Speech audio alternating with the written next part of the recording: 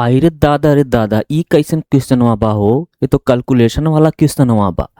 अरे घबरात काहे बाड़ा। आवा हम आपके सिखाए दे ना। ई क्वेश्चनवा के हम 2 मिनट में सिखाए दे कैसे सॉल्व करे का। आइए सीखिए। क्या दिया गया है।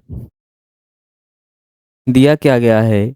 एक दुकानदार ने 6 सही 2/3% की लाभ पर लेख बेचा। यदि विक्रय मूल्य 1600 रुपये है तो क्रय मूल्य ज्ञात करें। ध्यान से देखिएगा।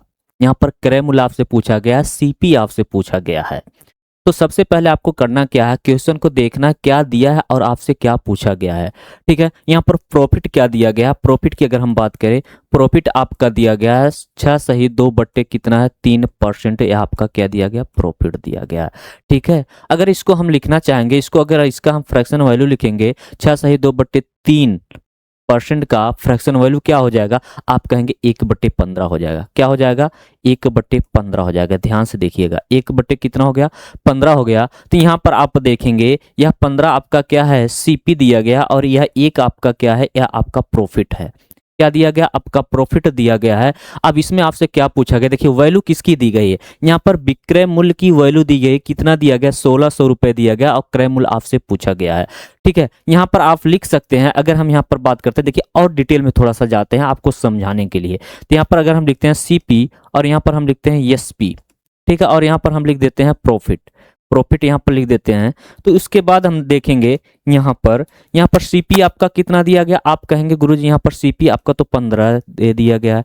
एसपी की अगर बात करें, एसपी हम ज्ञात करेंगे। अगर सीपी आपका 15 रुपए है, इस 15 रुपए को अगर हम कोई वस्तु खरीद कर लाएं, इसको अगर हम बेचते हैं, कितने रुपए में बेचेंगे, जो 1 रुपए का हमारा क्या हो जाएगा, प्रॉफिट होगा। आप कहेंगे गुरुजी अगर इसे हम 16 रुपए में बेचेंगे तभी तो हमारा 1 रुपए का प्रॉफिट होगा।